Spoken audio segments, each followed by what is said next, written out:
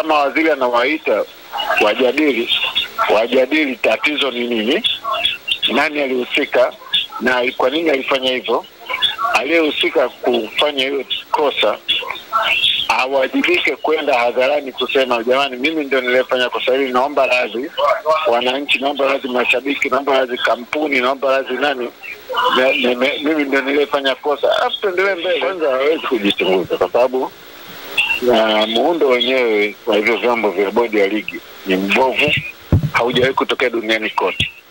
Muundo wa bodi ya ligi ni mbovu, haujawahi kutokea duniani kote. Sababu gani? Chairman wa bodi ya ligi ndiye chairman wa kamati ya usimamizi na uendeshaji wa ligi ambayo iliamisha mechi, iliahirisha mechi. Unaona? Yeye pia ndio mwenyekiti wa kamati ya ligi, amini wa bodi ya ligi. Yeye pia ndio mwenyekiti wa kamati ya uongozi wa bodi ya ligi. Anaongoza vikao vyote hivyo, wakati yeye pia anahusika kuhamisha mechi. Yeye ndio anahusika kuongoza, kusimamia na kuendesha ligi. Kwamba pengine kunaweza kukawa na mkanganyiko wa kile ambacho hata kikizungumzwa, kwa sababu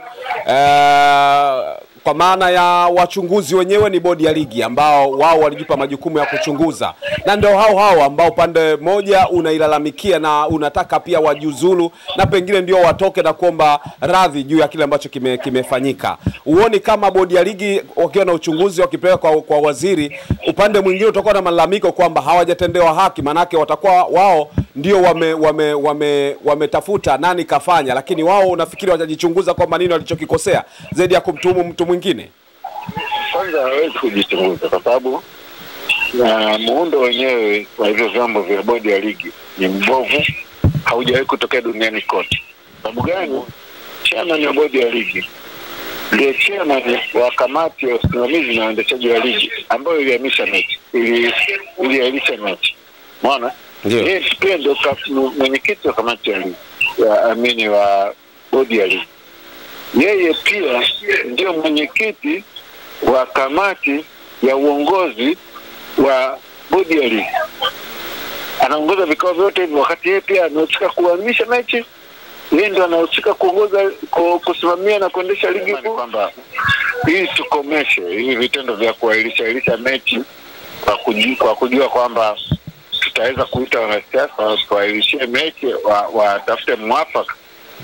Ni kwamba hao waliohusika kwenye kikao cha mwafaka ambacho waziri Kabudi atakayetisha, watafute kwamba nani alihusika na nani alifanya uamuzi kwa sababu gani, alafu waombe radhi hadharani. Naam, karibu sana ndani ya Like Media. Kama ambavyo unafahamu, huwa tukiwepo hapa tunakupa taarifa mbalimbali za kimichezo ambazo ndani yake ina uchambuzi na watu ambao ni wabobevu wa soka la Tanzania. Michezo mbalimbali pia tunaizungumza hapa, lakini kikubwa sana hapa tunamtafuta katibu mkuu wa zamani wa TFF Angetile Osea ili aweze kuzungumzia kuhusiana na sakata ambayo inaendelea sasa hivi la dabi ya Kariakoo kutokuchezwa. Lakini mzunguko hapa na pale, mambo mengi yameenda, lakini mpaka sasa tunasikia taarifa ambazo zinaenea sasa hivi ni kwamba waziri wa utamaduni, sanaa na michezo amewaita pande zote mbili, kwa pande zote tatu, kwa maana Yanga, Simba pamoja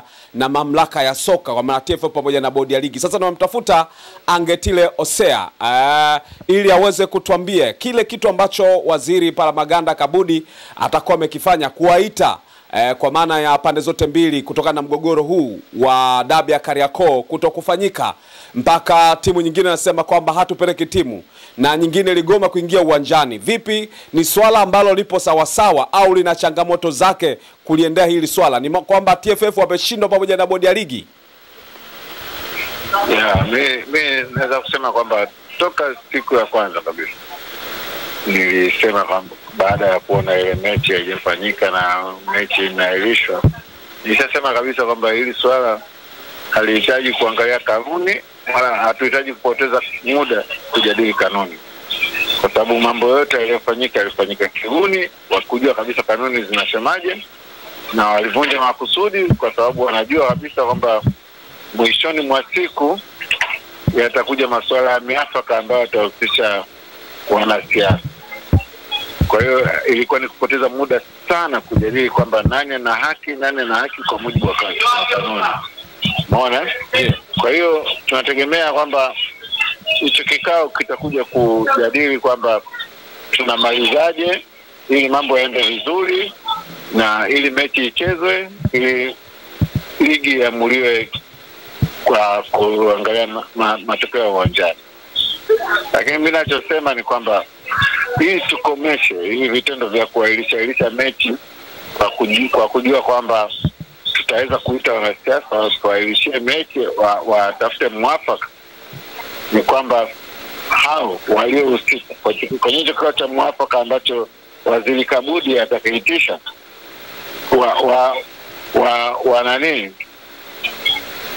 watafute kwamba nani alihusika na nani alifanya uamuzi huu kwa sababu gani, alafu waombe radhi hadharani. Akishaomba radhi hadharani ndio watuambie mechi itakayopangwa itachezwa lini. Hivi kutaendelea kuwepo uahirishaji wa mechi wa kiholela kwa kutegemea wanasiasa, kwa kutegemea busara za wanasiasa. Hii haitatusaidia. Tutakuwa tunafanya vitu kwa kusaidia timu fulani au kwa kusaidia mazingira fulani yafanyike. Kwa hiyo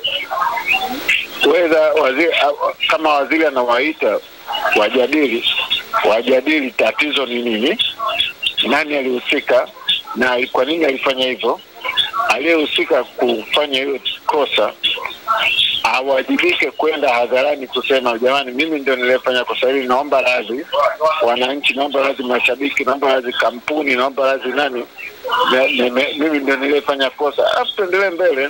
Hivi tutakuwa hii mechi ya 3 inaahirishwa, mechi ya Simba na Kagera iliahirishwa, mechi ya Yanga na Simba ilibadilishwa muda, na hii mechi nyingine imeahirishwa. Haya mambo kwa nini yanaendelea kuwepo tu kilaisha hichi? Lazima hao wanaohusika kuahirisha kubadili muda wajitokeze hadharani waseme sisi ndio tulifanya kwa sababu hii, tunaomba radhi wananchi. Tena tuendelee. Najua tukifanya hivyo hata tokea mtu mwingine siku nyingine akailisha mechi kipuzi. Kama nimekuelewa vizuri Angetile Hosea, ni kwamba unataka kitu ambacho kiende kwa waziri, manake ni uchunguzi ambao TFF na bodi ya ligi walisema wanaenda kufanya uchunguzi, na ndio kitu ambacho watu wengi wanakisubiri. Kwa kauli yako inaonyesha kwamba kinachotakiwa kwenda kwa waziri ni uchunguzi na sio maneno tu kwamba nani amekosa bila kuwepo na vitu ambavyo vimefanywa utafiti. Yeah, of course. Lazima hicho kikao kije na taarifa kwamba bana, katika kuongea sisi tumebaini kwamba huyu alifanya uamuzi huu kwa ajili ya hili na huyu alifanya uamuzi huu kwa ajili ya hili na hili. Kwa hiyo tunakuja mbele zenu kuwaomba radhi kwa kilichotokea, na sasa tunapanga tarehe nyingine ya mechi. Aliyeomba radhi, aliyefanya kosa aombe radhi. Hatutaki kuendelea kufuga majitu ambayo wanafanya makosa kwenye masuala makubwa kama haya. You can imagine. Hivi sikile mechi imepangwa ifanyike, kila kitu kiko tayari. Jeshi la polisi kama Dar es Salaam ilishasema mechi tuna uhakika wa usalama na hili. Hapo mtu anakuja kuahirisha mechi masaa mawili kabla. Hivi wale wananchi wangeamua kuvunja viti, wangeamua kufanya nini, kushambuliana, hivi ingekuwaje siku hii? Kwa hiyo ni lazima watu wajue kwamba wanatakiwa wawajibike, at least kwa kuomba radhi, kwa kusema sisi ndio tulifanya makosa, tunaomba radhi, alafu mechi tutaona kama hilo tatizo litatokea tena siku nyingine. Hujaona kwamba pengine kunaweza kukawa na mkanganyiko wa kile ambacho hata kikizungumzwa, kwa sababu kwa maana ya wachunguzi wenyewe ni bodi ya ligi ambao wao walijipa majukumu ya kuchunguza, na ndio hao ambao pande moja unailalamikia na unataka pia wajuzulu na pengine ndio watoke na kuomba radhi juu ya kile ambacho kimefanyika. Uoni kama bodi ya ligi wakiwa na uchunguzi wakipeleka kwa waziri, upande mwingine utakuwa na malalamiko kwamba hawajatendewa haki, manake watakuwa wao ndio wametafuta nani kafanya, lakini wao unafikiri watajichunguza kwamba nini walichokikosea zaidi ya kumtuhumu mtu mwingine? Kwanza hawezi kujichunguza kwa sababu muundo wenyewe wa hivyo vyombo vya bodi ya ligi ni mbovu, haujawahi kutokea duniani kote. Muundo wa bodi ya ligi ni mbovu, haujawahi kutokea duniani kote. Sababu gani? Chairman wa bodi ya ligi ndiye chairman wa kamati ya usimamizi na uendeshaji wa ligi ambayo ilihamisha mechi, iliahirisha mechi. Unaona? Yeye pia ndio mwenyekiti wa kamati ya ligi, wa bodi ya ligi. Yeye pia ndio mwenyekiti wa kamati ya uongozi wa bodi ya ligi. Anaongoza vikao vyote hivyo, wakati yeye pia anahusika kuhamisha mechi. Yeye ndio anahusika kusimamia na kuendesha ligi kuu, na pia anasimamia kwenye kamati ya uongozi wa ligi ambayo inaweza ikaicheki kamati, inaweza ikaicheki kamati ya usimamizi wa ligi, na inaweza ikaicheki hiyo management ya ligi. Sasa nani anamwadhibu? Kama yeye Mguto ndio chairman wa kamati ya usimamizi na uendeshaji wa ligi, yeye ndio mwenyekiti wa kamati ya uongozi wa ligi, na yeye ndio mwenyekiti wa bodi ya ligi. Nani anamwajibisha mwenzake? Yeye atawajibishwa na nani, na yeye atawajibika kwa nani? Kwa hiyo unaona kuna tatizo kubwa la muundo wa usimamizi na uendeshaji wa ligi ambao unamfanya Mguto ajifanyie vitu anavyovitaka, kwa sababu yeye ndio yuko kila sehemu. Unahisi pengine tunaweza tukapata dawa kwa hiki ambacho kinaenda kufanyika, au tuenda kutengeneza kwa maana ya kidonda kingine ambacho kitakuja kufumuka baadaye? Hapana, mimi muda wote nilikuwa naandika article zangu kuhusu bodi ya ligi, na nilikuwa naandika jinsi ya uwajibikaji. Ndio. Kwamba tuna mfumo gani wa uwajibikaji, kwamba hii kamati ya uendeshaji wa ligi imepewa mamlaka makubwa, inafanya maamuzi mpaka ambayo haijafanya uwanjani, inafanya maamuzi yenyewe. Nani anaisimamia hii? Nani anaishtaki hii? Alafu kanuni zinakuja kuipa hii kamati ya ligi maamuzi ya mwisho kwamba hayakatiwi rufaa. Kanuni zinaipa hiyo. Alafu hiyo kamati ya uendeshaji na usimamizi wa ligi ndio ambayo inaongozwa na mwenyekiti wa bodi ya ligi. Unaona? Alafu huyo mwenyekiti wa bodi ya ligi ndio anaenda kuongoza kamati ya uongozi wa ligi. Kwa hiyo unaona kabisa kwamba hakuna mfumo wa uwajibikaji. Sababu lazima kuwepo mtu mmoja anaichallenge kamati ya usimamizi, lazima kuwepo mtu mmoja anaichallenge bodi ya ligi, na lazima kamati ya uongozi wa ligi ichallenge vyombo vyote vya chini. Kama hamna mfumo wa uwajibikaji. Unaona? Kwa hiyo tunahitaji solution kutengeneza mfumo wa uwajibikaji, kwamba mtu anayesimamia na kuendesha ligi kila siku awajibike sehemu fulani, mtu anayewajibisha au wanaosimamia na kuendesha awajibike sehemu fulani, na klabu ziwe sasa ndo wanahisa wakubwa wa kuwajibisha wale watu waliowapa mamlaka ya kusimamia shughuli za kila siku. Hapo ndio tutatoka hapa tulipo. Lakini ukiangalia kwa upande mwingine, pengine kuna upande ambao hautaridhika, ni kwa sababu ya mamlaka serikali, pengine wanaweza wakaenda kufata tu maamuzi ya serikali, lakini moyoni mwao hawajaridhika. Unaona maendeleo ya soka la Tanzania kwa staili gani kikuwa katika mfumo huo? Serikali inaingilia kati, mambo yanaenda, lakini mambo yanaweza yakajirudia pale pale. Pengine ungetaka kumshauri nini waziri, hasa kuhakikisha kwamba mambo yabadilike? Serikali haingilia hapa kwa sababu ina mamlaka. Serikali inaombwa kuingilia kwenye swala kama hili kwa sababu wanaosimamia na kuendesha ligi wameshindwa kuwa na busara au kufuata kanuni walizozitunga wenyewe kuendesha. Kwa hiyo wakishindwa hivyo, na wanaona klabu za Simba na Yanga ni kubwa, wameshindwa kufuata kanuni, wanaiomba serikali iingilie kati. Hapo watanao, lakini sio kwa kuangalia kanuni zinasemaje, bali kutatua tatizo. Solution ya yote siku moja lazima tuwe na mifumo ambayo inaendana na utashi wa football ya kibiashara. Angetile Osea, kuna mdau mmoja ambaye nilikuwa nazungumza naye, of course ni mwanasheria na ni mdau wa michezo wa muda mrefu sana. Alois Komba. Yeye alipendekeza kitu kimoja kwamba kwa soka la hapa Tanzania kuwepo na kasi au kitengo ambacho ni kiko huru kwenye maamuzi masuala mazima ya soka hapa Tanzania. Kwa upande wako, bila kuwepo na chombo ambacho kinaenda kuamua, bila kutengenezwa kamati ambazo ziko ndani ya shirikisho, maana hicho chombo kiwe nje ya shirikisho ambacho kinasimamia michezo mbalimbali kama ilivyo kasi. Kwa upande wako unaona inaweza kaa suluhisho kwenye kusaidia mambo ili kutokuwa na nafasi ya kwenda serikalini zaidi, kuwepo na kitu ambacho kinasuluhisha ambacho ni cha kimahakama za kimichezo. Upande wako unaionaje hiyo? Kenya ina mahakama ya usuluhishi wa masuala ya michezo. Kama unafuatilia, Kenya walikuwa na uchaguzi wa kuchagua viongozi wapya wa mpira wa miguu. Ndio. Wale TFF walikuwa na katiba yao ambayo imeweka limit ya viongozi kunani. Lakini kiongozi aliyekuwepo alikuwa anataka kuendelea kugombea, kwa sababu alikuwa anaambia kwamba hoja yetu tuliofikia makubaliano ya katiba mpya ilikuwa hivi na hivi. Lakini kamati ya usuluhishi ya masuala ya michezo ilimzuia kugombea na hajagombea.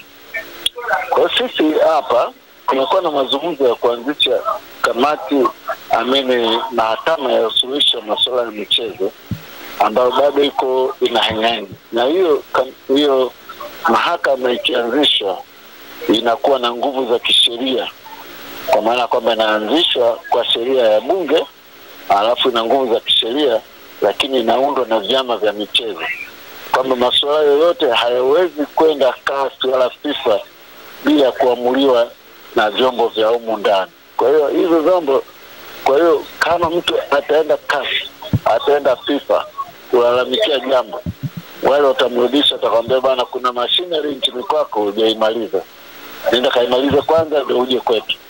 Kwa hiyo mahakama ya usuluhishi wa michezo ya ndani ya nchi tunatakiwa tuianzishe sasa, kwa sababu sio tu masuala haya ya Simba Yanga, kuna masuala ya uongozi wa mpira wa miguu wa michezo mingine ambao viongozi wameenda kutengeneza sheria na kanuni nyingi tu za kuwalinda na kuwazuia watu wengine kuingia kwenye uongozi.